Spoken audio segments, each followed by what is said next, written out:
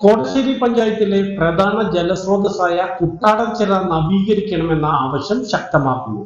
കുട്ടാടൻചിറ നവീകരിക്കണമെന്ന ആവശ്യം ശക്തമാകുന്നു. കോടശ്ശേരി പഞ്ചായത്തിലെ കുട്ടാടൻചിറയുടെ ശോചനീയാവസ്ഥ പരിഹരിക്കണമെന്നാണ് ആവശ്യം. പഞ്ചായത്തിലെ പ്രധാന ജലസ്രോതസ്സായ കുട്ടാടൻചിറ പരിപാലനമില്ലാതെ നശിക്കുകയാണ്. ചണ്ടിയും ചേറും നിറഞ്ഞ ചിറ നാശോന്മുഖമായി. കലിക്കൽകുന്ന് കോളനിയിലേക്ക് ഇവിടെ നിന്നാണ് വെള്ളം പമ്പ് ചെയ്യുന്നത്. കോടശ്ശേരി പഞ്ചായത്തിലെ കഴിഞ്ഞ LDF ഭരണസമിതിയുടെ കാലത്ത് ചിറയുടെ നവീകരണം നടത്തിയിരുന്നു. വശങ്ങൾ കെട്ടി സംരക്ഷിച്ചും പായലും മാലിന്യങ്ങളും നീക്കം ചെയ്തും ചിറയുടെ നവീകരണ പ്രവൃത്തികൾ നടത്തി. എന്നാൽ പിന്നീട് വന്ന ഭരണസമിതി ചിറയുടെ നവീകരണത്തിനായി ഒന്നും ചെയ്തില്ലെന്നാണ് ആക്ഷേപം. പരിചരണമില്ലാതായതോടെ കുട്ടാടൻചിറ മാലിന്യ നിക്ഷേപ കേന്ദ്രമായി മാറിയിരിക്കുകയാണ്.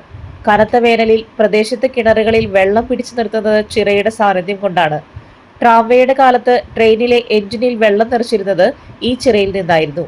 പ്രദേശത്തെ ജലക്ഷാമത്തിന് പരിഹാരമാകുന്ന കുട്ടാടൻചിറ ഉടൻ നവീകരിക്കണമെന്നാണ് ആവശ്യമുയരുന്നത്. News bureau, Chalakudy.